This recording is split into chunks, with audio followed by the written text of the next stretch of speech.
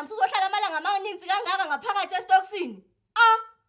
Hayi ke uvelile ecourt namhlanje ePinetown apho ke izithola kajongene nazo uye wachajwa ke uface ama-count ayi-5 afaka i-fraud plus defeating the ends of justice. Phantsi koba ke wahamba yathi PKTT ibhizi i-investigatana nokubulawa kukaSindiso Magaqa, wabe naye ebhizi esenze ezakhe i-investigations ethathana ne-statement kulo muntu okuthiwa ubulele uSindiso Magaqa. Ubuzithatha ngaboni akho muntu owaziyo, but wanamagama athi yena wayerepresenta ingathi i-portfolio committee le yamapolisa since ke a-member of parliament kwayena.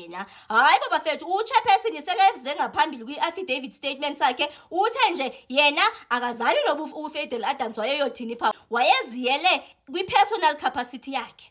So hence ke usokukhona lento nokwenza nezitsholo ze-fraud uba wazi impersonator kanti uhamba madala side. Okay, isigqibo ke ngokwathiwa hayi i-bail hearing yakhe izawuba ngomhla ke we-13 kaMeyi. Jongana amalanga amanisi kangaka nge-13 kaMeyi apho ke kuzawuba busy khona bazaba busy khona malunga nemcimbi wakhe we-bail application. Phofu ke istate sithulo sathi sisadinga nje ithubanyana nje eloba nalo lithini bazipreparele for loo nto leyo ke. Mosi sesibonile into yoba phofu umnikazi indaba wayetshilo wathi nje ukhabinja kuphuma umniniyo. Sesibabonile banikazi bayo abaniniyo nje yonke lento sebevelile ke nabo bepequza ke yonke lonto leyo ngendlela okwenziwa izinto wrong ngakhona yonke. So uzawuhlala phake uFadel Adams. Enye into ethethiwe pha kutshiwo kwathiwa akazukwazi into yoba i-location yakhe idisclose for security reasons. So kuzawuxelelwa ifamily yakhe uFadel Adams plus ummeli wakhe into yoba uyogcinwa phi uFadel Adams.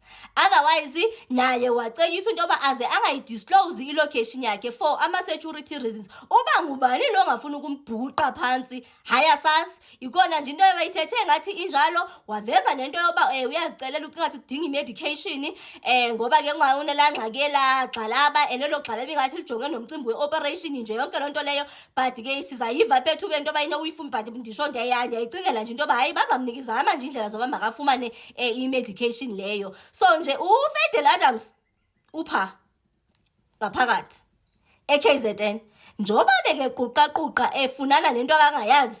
Uyifumene lento beke ifuna phi pha ngaphakathi. Andithi wayetshilo wathi nje the last man standing kuzabe kunguye. Okwangoku sesiyayibona ba who's the last man standing. Your bail application is going to be remanded until the 13th of May. And then I will deal with it on that day. The state has been given this opportunity to do all their investigations, and we will proceed with it on the 13th of May. As has been indicated, your location is going to be given to your attorneys and your legal representatives. Please, I implore you not to disclose your location to anybody where it might have an adverse interest or effect for you.